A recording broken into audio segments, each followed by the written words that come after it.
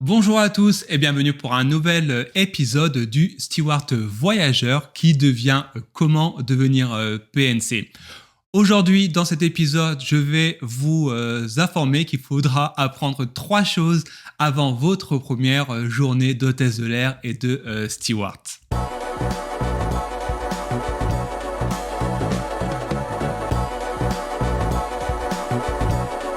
Et oui, vous l'avez remarqué, le Steward Voyageur, la chaîne YouTube et le podcast Le Steward Voyageur se transforme du moins et devient comment devenir PNC.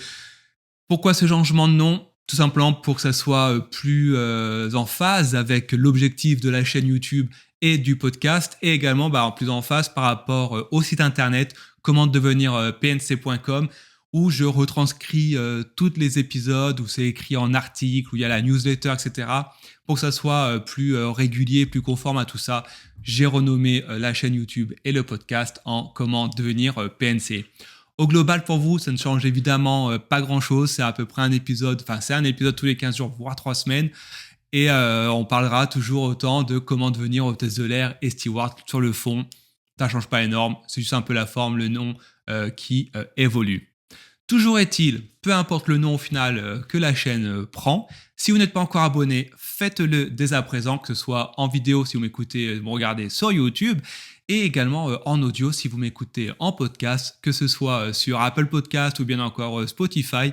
N'hésitez pas également à vous abonner et peu importe la plateforme, n'hésitez pas à mettre 5 étoiles, des commentaires positifs. Et une nouvelle fois, je radote, mais c'est important à vous abonner parce que quand je regarde les statistiques, alors les chiffres augmentent, ça c'est cool, mais je ne vois au final qu'il y a quasiment la moitié, voire plus de la moitié selon la plateforme des personnes qui me suivent qui ne sont pas abonnés. Donc faites-le, ça prend 2 secondes. Voilà, l'introduction d'usage est faite, on va passer au vif du sujet. Donc comme je vous l'ai dit, en accroche, il y a 3 choses que vous devrez apprendre obligatoirement avant votre première journée d'hôtesse de l'air et de steward. Et ces 3 choses, ce sont des choses finalement qui vont vous suivre tous les jours lorsque vous prendrez l'avion, lorsque vous serez en uniforme et qu'on ne vous parlera de toute façon jamais jusqu'à que vous soyez confronté concrètement à ces 3 choses. La première chose, c'est de réapprendre l'heure. Et oui, on va devoir vous dire qu'il faut réapprendre l'heure. Évidemment, on ne parle pas de n'importe quelle heure, on parle de l'heure universelle, l'heure GMT, l'heure Zulu, vous l'appelez comme vous voulez, mais c'est quelque chose que vous devrez apprendre, que vous devrez connaître quoi qu'il arrive. Pourquoi c'est si important, c'est dur à dire ça, c'est si important de connaître l'heure universelle. Tout simplement parce que l'heure universelle, c'est l'heure sur laquelle est basé l'ensemble des heures de décollage et d'atterrissage, l'ensemble des heures où vous devez venir à faire vos briefings, etc. Et ça, à la limite, quand vous êtes en court ou moyen courrier, c'est pas forcément le plus important, mais si jamais vous devez faire du long courrier, c'est ultra important pour les temps de vol, pour savoir à quelle heure vous devez vous retrouver à l'hôtel avec l'ensemble de l'équipage. Et pour cela, on utilise l'heure dite universelle, l'heure Zulu. L'heure universelle, c'est en fait l'heure de Greenwich, l'heure qui est le fuseau horaire 0 qui passe à travers Greenwich en Angleterre. Et en France, en fonction de la saison, en fonction qu'on soit en hiver ou en été, on est à GMT plus 1 ou plus 2.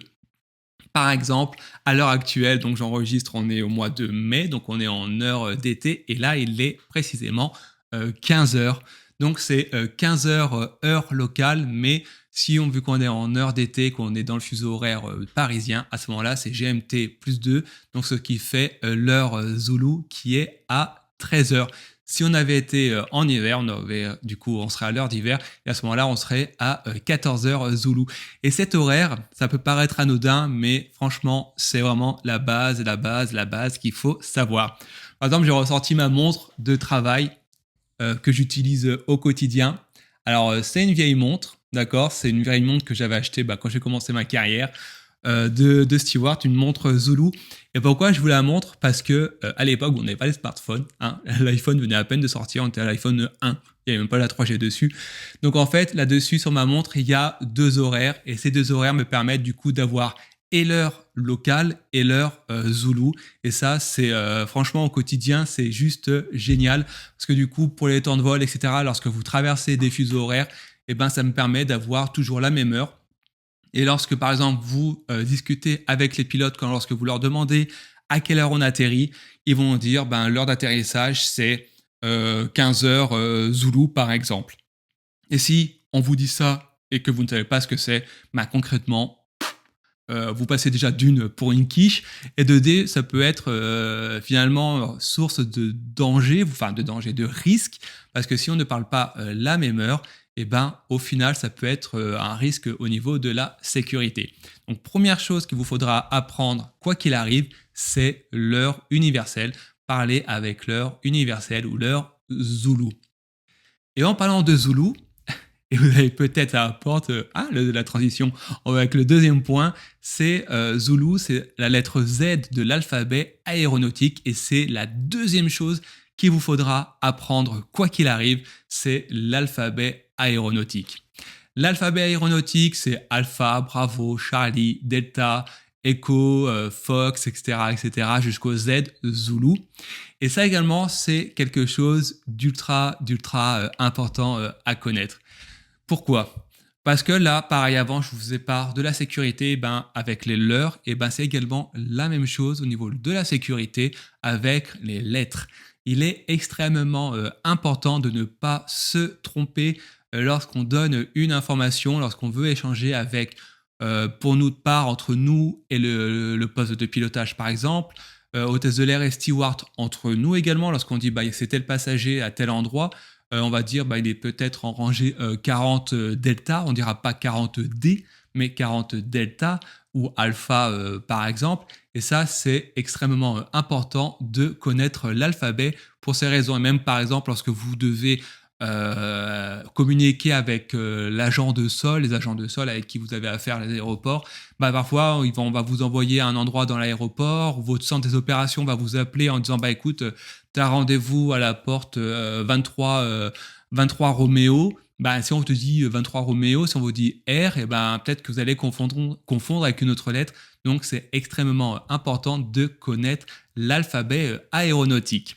Cet alphabet, si vous voulez le retrouver, dans les notes de l'émission, je vous mets un lien vers le post, vers l'article de mon site internet Comment devenir PNC. Et à ce moment-là, vous aurez un lien de téléchargement qui vous permettra du coup de récupérer un PDF où vous aurez l'ensemble de l'alphabet aéronautique. Et là, franchement, ce deuxième point, c'est vraiment ultra important de le connaître.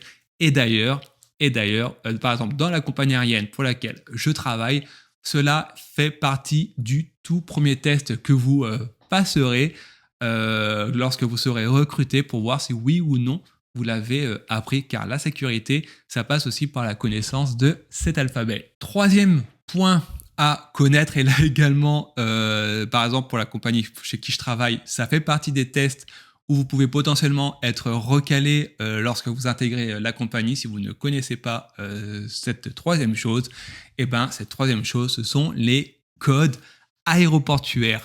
Et oui, c'est tout bête, mais c'est vrai, les codes aéroportuaires, si vous ne situez pas, si vous ne savez pas encore de quoi il s'agit par exemple de CDG pour Charles de Gaulle, il s'agit de SXB pour Strasbourg, de MRS pour Marseille, NYC pour New York, etc. Et là également, c'est ultra important de le connaître parce que lorsque vous avez vos plannings, par exemple, vous allez faire un Paris-Los Angeles, sur le planning, sur ce qu'on appelle le roster qu'on va vous publier pour vous, pour savoir où vous allez aller durant le mois suivant, on va pas marquer Paris en toutes lettres et Los Angeles, on va marquer CDG, LAX pour l'axe Los Angeles. Et ça, si vous ne le savez pas, vous allez vous dire, en fait, je vais où ? Donc, il faut connaître vos codes aéroportuaires. On ne vous demande pas évidemment de connaître tous les codes aéroportuaires du monde entier, mais il faut connaître les codes aéroportuaires où vous allez être amené à voler, et ça, c'est ultra important. Et petit point supplémentaire concernant les codes aéroportuaires, et là, c'est pas un must, j'ai envie de vous dire, c'est plutôt pour vous, pour ne pas paraître idiot face aux passagers. Parce que c'est pas parce que, c'est parce qu'en fait, c'est de savoir la géographie de là où vous allez, tout simplement. Lorsqu'on vous dit, ben, vous allez voler, vous avez un vol à faire vers Francfort, et ben, situez Francfort sur une carte en Allemagne, dites-vous où se trouve Francfort. Francfort ne se trouve pas à l'est, ça se trouve à l'ouest. Où se trouve Barcelone, où se trouve Madrid, où se trouve telle ou telle ville. Ça, c'est le point supplémentaire qu'il vous faudra également avoir. C'est plus de la culture générale et c'est surtout pour ne pas paraître idiot, hein, pour pas dire autre chose face à un passager. Je prends le cas d'une collègue il y a quelques temps en arrière. On faisait un vol vers la Sicile, je crois que c'était vers Catane ou Palerme. Et quand j'ai entendu la collègue répondre au passager que ça se trouvait à côté de Venise, non, non, non, non, ça c'est juste pas possible parce que du coup vous donnez de l'eau au moulin aux passagers en faisant croire que les hôtesses de l'air et stewards on est tous cons comme nos pieds et ça c'est pas vrai. Donc en plus des codes aéroportuaires, par pitié, apprenez la géographie des aéroports par la même occasion. Et voilà, on arrive à la fin de ce petit épisode. Vous voyez, rien de bien compliqué, mais ces 3 points que je dis, ces 3 sujets, il va falloir vraiment les connaître avant de démarrer votre carrière de steward et d'hôtesse de l'air. Si vous cherchez l'alphabet aéronautique, vous cliquez sur le lien et puis vous aurez ensuite le lien téléchargement pour récupérer le PDF de l'alphabet aéronautique. Également, n'hésitez pas à rejoindre la newsletter de comment devenir PNC afin d'être tenu au courant des articles qui seront mis en ligne prochainement. Et voilà, on arrive à la fin. J'espère que ça vous a plu. N'hésitez pas une autre fois à vous abonner, à commenter, à partager, à liker. Je vous souhaite une bonne journée et je vous dis à très bientôt.